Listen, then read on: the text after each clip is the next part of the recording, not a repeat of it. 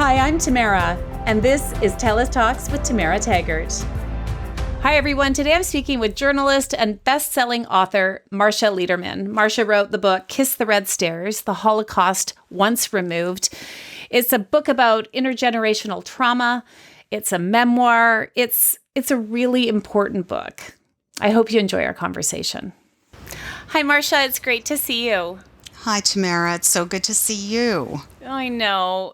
Listen, so I've been really thinking about this conversation we're about to have, and I think it's really hard to interview someone that you know. And I think it's hard to be interviewed by someone that you know. And we know each other. Yes, we do. And there's an event in the book that involves you. Yeah, and so a couple of things before we start. One, I feel like I could cry at the drop of a hat talking to you about your story for a number of reasons, but mostly because I'm reading about somebody I care about. And so, the book really, I have been so emotional through it because there are so many things I didn't know about you. And I feel, I don't know, this is wide open, Marcia, this book. It's wide open. I did not hold back when I was writing it, mostly because, or I guess my strategy, although I didn't realize it was a strategy at the time, was when I was writing it, I wasn't thinking about anybody reading it. I was just thinking about writing it. And if I had thought about disclosing so much of myself to the page, maybe I would have held back. I don't know. But one thing I realized after it was published was there wasn't a single person on the planet who knew this much about me. Not a single person. And now anyone for the low price of $35, you can know everything about me. But it's not just about me, of course. No, it's but not it is even about you. Do it you know is what I about mean? me. Like, yeah. This book is your memoir. It's about the Holocaust. It's about your parents. It's about you. It's a lesson. It is a lesson that I hadn't ever learned before. I learned more about the Holocaust in the first 70 pages of your book than I have in my entire life. And that really, it really upset me that I've gone 54 years in my life and I had to read my friend's memoir to learn as much as I did about the Holocaust. And it made me reflect, Marcia. What do we learn about the Holocaust? What do we retain about the Holocaust? What do we know about the Holocaust? Well, I know in my education, my public school education, this is going back a while, Tamara, but in Ontario, I remember there being no information whatsoever. I didn't learn anything in my public school education about the Holocaust. I learned about it at Hebrew school, and of course, I learned about it at home. Things have changed, I think. I think kids do learn about it now, but again, I think it's probably pretty optional in terms of how much a teacher decides to teach. A lot of it gets taught through the Diary of Anne Frank. Yes, that was my education. 100%. There's no doubt about it. We all read that book. So let's go to your marriage is falling apart. You're a very private person. The Marcia I know is private, so that's why I also find this book very alarming as your friend, if you will. I think that's the only way I can describe it. And my heart is so sore for you, and knowing this story of your family. So you decided to start writing, and how do you describe this book when someone said, just say, oh, it's a memoir, or it's intergenerational trauma, or it's about the Holocaust, or how do you describe this book? Well, I used to describe it as a funny memoir about the Holocaust and intergenerational trauma, but I took funny out of that description because it didn't sound right. But there are more moments of humor, only because I try to think of the book as sort of me in a book, like me on the page, and I can't help but use humor to get through life, to get through the tough stuff. I think it's sort of a Jewish thing. A lot of my people have done that. And a lot of people do it, period. But I describe it as a memoir about the Holocaust and intergenerational trauma. And the intergenerational trauma piece is really important because I'm not a Holocaust survivor, obviously. My parents survived the Holocaust. And the question I started having more and more as I was going through a difficult time in my own life was, did that affect me? What happened to them? Did it trickle down to me and in such a way that it's making it harder for me to deal with troubles in my own life? Or worse, did what happened to my parents affect me in such a way that I'm not an easy person to be with? Is that why, my marriage ends and I have trouble with all kinds of things in life? I'm not sure I know the answer to that, but the book is sort of an exploration of what trauma in one generation can do to the next and the next and the next. Mm-hmm. Mm-hmm. And, I hear this often, right? I think that, when in this country, talking about residential schools and, and colonialism, we know today in 2022 what intergenerational trauma is. But it happens to, I think it exists for more people than we know. I think that we all have some sort of trauma that is passed on through us. It's whether we're aware or not. Right? Oh, absolutely. So I do get into a bit of discussion about the residential schools catastrophe in the book because on a personal level, I do a lot of interviews with artists and a lot of interviews with Indigenous artists, and a lot of Indigenous artists are dealing with intergenerational trauma. And one in particular, an artist named Carrie Newman, who I got to know, who made this monumental installation called The Witness Blanket that was very much about the residential schools. He and I started talking. His father was a residential school survivor. My parents were Holocaust survivors.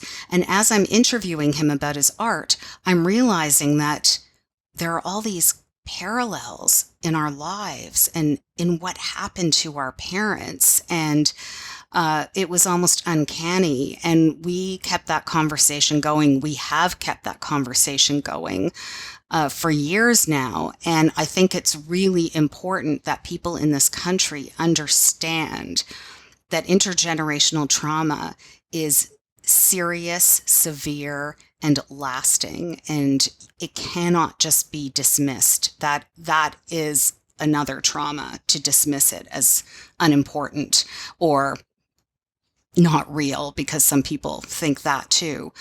But the other thing I want to say is, so many of us have some trauma that has been passed down through our families. So many of our parents, grandparents, great-grandparents have dealt with horrors in their lives of all sorts. And I'll tell you, I was just reading an email just before we started this interview from someone who was talking to me about the trauma his parents had experienced as people in an occupied country during the Second World War. They weren't Jewish, it was something else.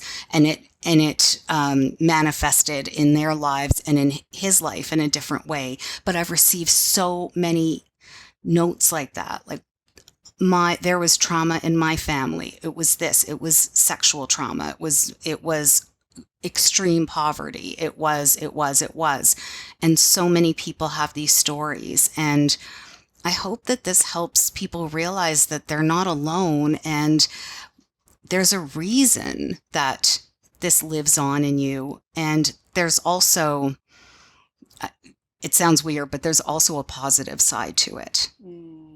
Well, and I think that that's what your book really points out, that it is passed on. It does show up in our children's bodies or grandchildren's bodies or whatever it might be, and they might not have any idea why.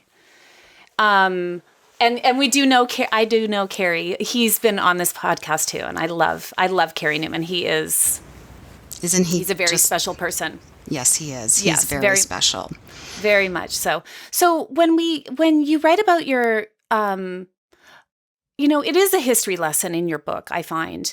You go through all of the pronunciations and spellings for your dad's name, right, Jacob? I love that. I know, and I love how you're Marcia funny about it when you're writing. Yes, there's going to be lots of this in here. And so I do love that your personality is there because I know it. And so I can see it in there and I'm like, oh, there she is. There she is explaining it. Your dad, your parents did not know each other as young people. They met after. After, is that the right word? But so, they met after liberation. Shortly after liberation. Yeah. And they have very different stories. Both from Poland. Both hard to comprehend trauma, like hard to even begin to understand what both of your parents went through. And they both lived in ghettos. Their families were they were the only ones really to survive in their families. My mother's sister survived, but other than that, and like 2 cousins. Yes. And my father had a couple of cousins, 3 cousins survive. But other than that, their parents, their other siblings, murdered, all of them at Treblinka. My mother had, I'll just give you sort of the brief summary for people who are... Well, no, and I mean, it seems just disrespectful to give a brief summary of your mom, but please.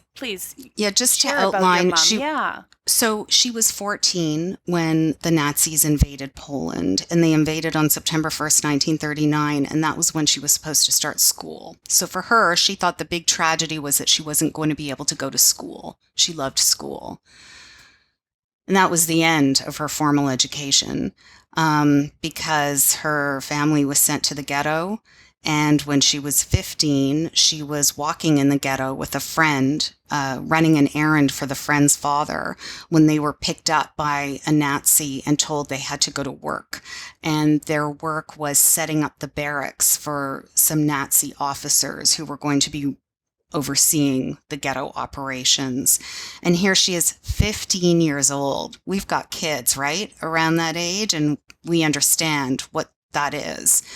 Hauling furniture around for these brutes and setting up their place to live. And then the next day, she was told she had to move in there. She was going to have to live there full time and move away from her parents and family. And it seemed like the worst thing, but in fact, it was that job that saved her life, because the ghetto was liquidated. Everyone was sent away, including her parents and little brother, and they were all murdered. She was saved because she had that job. And then from there, she was sent to an ammunition factory where she was a slave laborer. And from there, she was sent to Auschwitz, and she got there in August of 1944. She was very, very sick when she was there. She had typhus. She was very weak. But an amazing thing happened there. She was reunited with her sister, who she hadn't seen for years, and an aunt. And the 3 of them took care of each other. Mostly they took care of my mom. And after 3 months, again, a miracle, the Germans desperately needed labor to make munitions. And the three of them, my mother, my aunt, and their aunt, were transferred into Germany from Poland and sent to a satellite camp of Buchenwald, where they worked in a munitions factory. Again, they were still slave laborers. They were still inmates, but it wasn't Auschwitz. It was an improvement. From there, she was sent on a death march at the end of March of 1945. And 3 days later, April 1st, which was Easter Sunday and Passover, she was liberated by the U.S. Army in a place called Kaunitz, Germany. And she became a free woman again. First time in more than 5 years. Almost 5 years. 6. Yeah. Yeah. Meanwhile, your dad was pretending to be a Catholic man with a different name on a farm.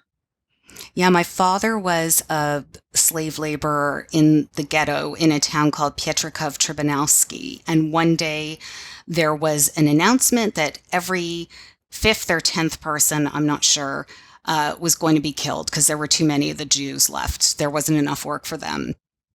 And as fortune would have it, my father was one of those people that was going to be executed. He bribed a German soldier, a Nazi, with a gold watch and the promise of more jewels that he had hidden away. And this man took the watch and said, "Go get the jewels, come back tomorrow, and you can continue to work."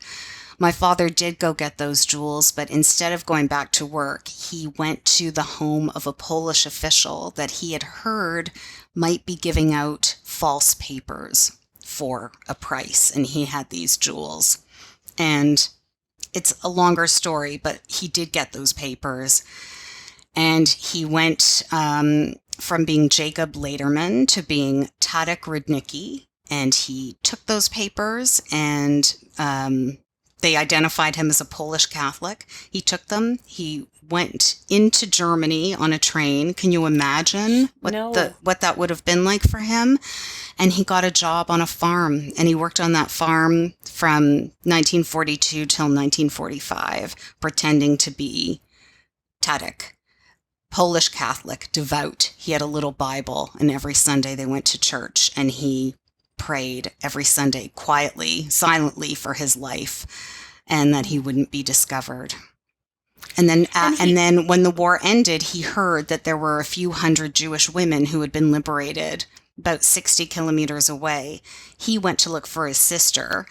Unfortunately, she had been murdered, but he met my mom. And so here I am. It's unbelievable. It really, truly is. It's unbelievable. When you think of the twists and turns, I mean, they were strong and smart and amazing, but there was so much luck, so much circumstance that went into this, and the goodness of some people, and who knows, all the millions of things that had to happen for them to both survive and meet, and for me to be here. Like, I should not be here, Tamara. You should not be here. No. Yeah. And I think that is also what the reader remembers reading your book. Your mom and dad's story reads like it reads like a fiction movie that just seems impossible to have come together at the end, because you're right, there are so many twists and turns. When your dad kept the name Tadek his whole life, he always went by that, didn't he? Yeah, people called him Tadek, Ted. Everyone called him that. And I never understood, like, how do you get Tadek? And I saw that his real name was Jacob. Nobody called him Jacob. I don't think I ever heard him called that until he died, and it was at his funeral. But he went by Tadek, Ted. And that experience living on that farm was absolutely fundamental for him. It's really interesting because the people who are on that farm, the way the story has come down in their family is that they knew he was Jewish. But the way he told us the story, and I believe this is probably accurate, they did not know he was Jewish. Yeah. Maybe they suspected, like, there's a good chance they did. But he told them after the war ended. He Right. sat them down and told them. They have a different story in their family, Yeah. but either way, this family is the reason that I exist. Wow. And now have you been to the farm? Have you now your sisters are older than you. They're 8 and 10 years older than you, right? So No, gonna 10 and 17 years older than me. 10 and 17 years. Yes, they're much. My oldest sister was actually born as a displaced person in Germany after the war. Really? Yeah, yeah. Okay. Their So they're experience much is very older. different than yours. Absolutely. I think that your sisters will be listening, and you shouldn't keep going on about how much older they are. They have expressed slight concern with that, indeed. They got a lot more information than I did, especially out of my father, because he died very unexpectedly right after I turned 18. They had many more years with him. They got a lot of information from him, and I could never have written this book without them because they were a source of so much information. My one sister had folders full of it, maps and family trees, and they were amazing. They were my unpaid researchers. And they were amazing for you too when you were going through your divorce. Like your They sisters were. showed up. Your sisters were there. Your sisters. They showed up. Right? They came. They helped me reorganize the kitchen. They taught me how to cook. I'm still a terrible cook because I didn't do any of the cooking. And they bought me a little lamp to shine light in my home. And yeah, I'm very lucky to have sisters like that.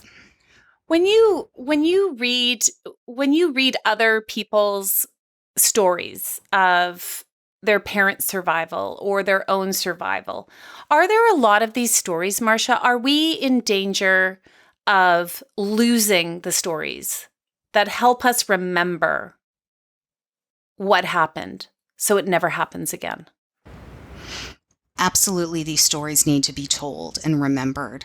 And there has been a concerted effort to preserve them. There are lots of different foundations and projects that exist to record these stories from survivors and other witnesses. My mother participated in the Shoah Foundation video project that was actually started by Steven Spielberg after he made Schindler's List, and she did a video interview about her story. It wasn't very good. There was not a lot of detail in it. I don't believe Mr. Spielberg was personally responsible for that. So, Steve, So, Marcia, you're off wasn't the very hook. good. But there are programs. There's something called the Azrieli Foundation that will publish memoirs of survivors. Either they write it or they work with a writer. It's an As Told too. There are lots of these efforts happening. But remember, there aren't that many survivors anymore. They're very old. They're dying. Both of my parents are gone. In fact, all of the survivors in my family have died. But there are still some survivors around, and I think the efforts are being made by a lot of places, like Holocaust education centers, to get these survivors in front of school children, especially, to tell them their stories. Mm-hmm. Do you think that where we are now with social media, I mean, I guess it's it has good and bad, but do you think one of the great aspects of social media is that it does expose us to other people's stories? And like, I know that, for example, I follow the Holocaust Museum on all of my social medias.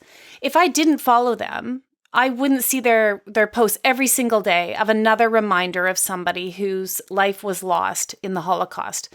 I think that's important. It also goes the other way, though, doesn't it, Marcia? Oh, yeah. There's horrible things on social media. There's so much hate.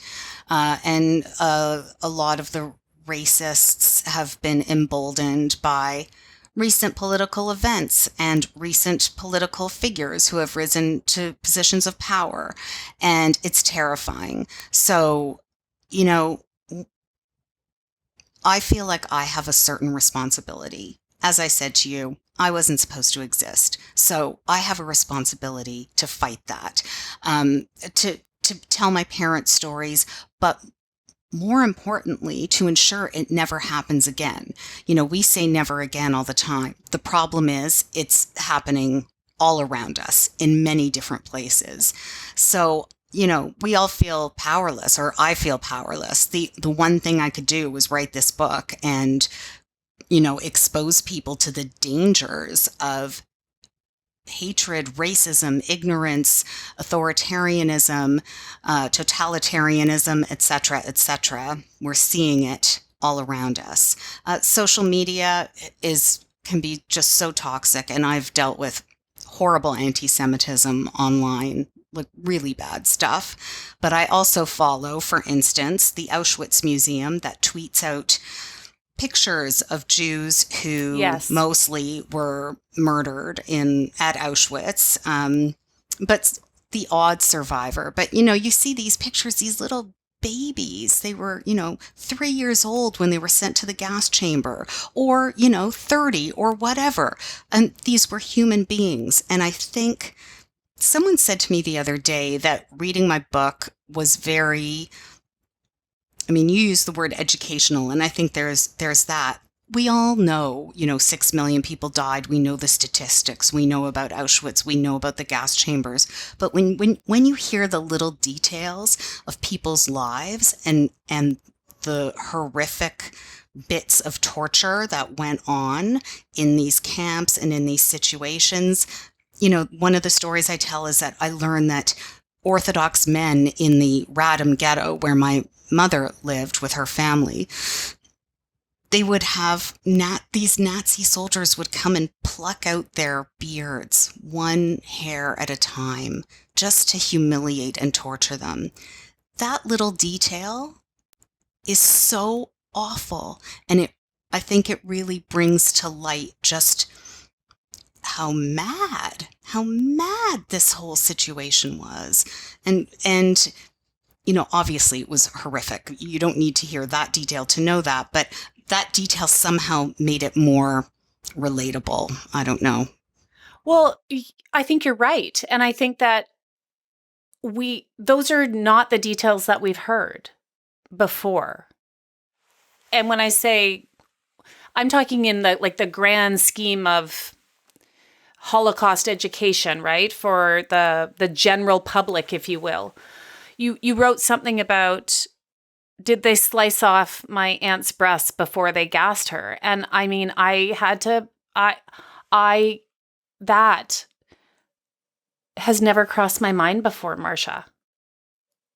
These are things that have never crossed my mind. What I set out to learn in this investigation, it started not as a book, but because I wanted to learn as much about my parents as I could. But then quickly I realized there was a book here.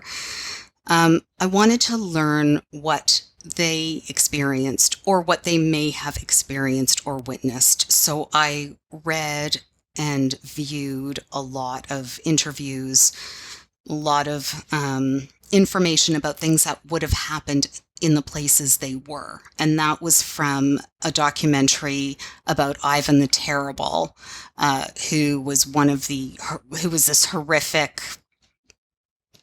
I don't even want to say man, but he was a guard at Treblinka. And that was something that he did, apparently, before people were murdered. Yeah. Okay. So I'm going to just take a little turn here. So we like to give back for our guests spending time here, and what we do is we give $500 to a Canadian charity that our guest chooses, and you chose the Vancouver Holocaust Education Center. We will be giving them $500 in your name, and Thank you. Marcia, does as a country, how does Canada do in our Holocaust education? Do we have an education center in every major city in Canada? Are we good at, informing people and calling hate crimes? Like, what are your opinions on how we as Canadians are doing? I think the efforts are being made, and I applaud the efforts. I think there needs to be more. Even just at my son's school, he goes to high school in Vancouver, and this year there was a rash of incidents where swastikas were painted on or drawn on the bathroom walls or on erasers and desks. I'm not sure about desks, walls for sure. I think if these high school students knew what a swastika meant and what it led to, they would never be doing that. They're doing something provocative because that's what kids do, but I don't think they understand. I think if they did understand, they wouldn't be doing that because people, as Anne Frank said, people are inherently good, most people. So I think more could be done. I would like to see, and the Vancouver Holocaust Education Center is one of these places that will send a survivor into your school, or maybe they're still doing it on Zoom for safety reasons, and they will tell the kids their stories.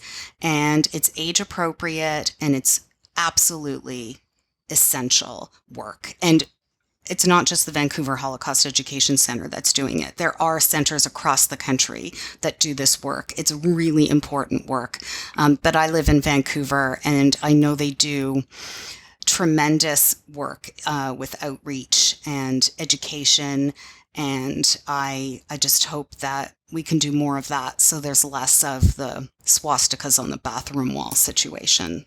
Yeah, well, I mean, you just triggered a memory, not so far away memory. I think that here in Vancouver, when people, after they got their vaccination or something, they were putting yellow stars on everybody. And don't get me started, Tamara. I know, I'm sorry. People who were comparing the vaccine passport to the Jewish star that my parents had to wear. I can't even. I don't even know how to begin to respond to such inane baloney. And I will not, I can't entertain such BS. Even yesterday, I was driving on the highway and I saw someone spray painted something about COVID in Nuremberg. And my God, you cannot be making these comparisons. It's so offensive to people like me who lost family members in gas chambers simply because they were born Jewish. What do you think your parents would think of this book? I think they would be very proud. They came to this country. They couldn't speak the language. They didn't know English. They went to school at night to learn English. My mother got a subscription to the Toronto Star, and every day she would try to read a few sentences to teach herself English. And I think the thought that one of their children could publish a book about their lives with, this was my mother's mother. This is her picture. With this on a cover of a book, I think they'd be absolutely thrilled. I think they would not be happy that I've been unhappy and that I've been haunted by what happened to them and other events. But I think they would know that I'll be okay. Yeah. And your son.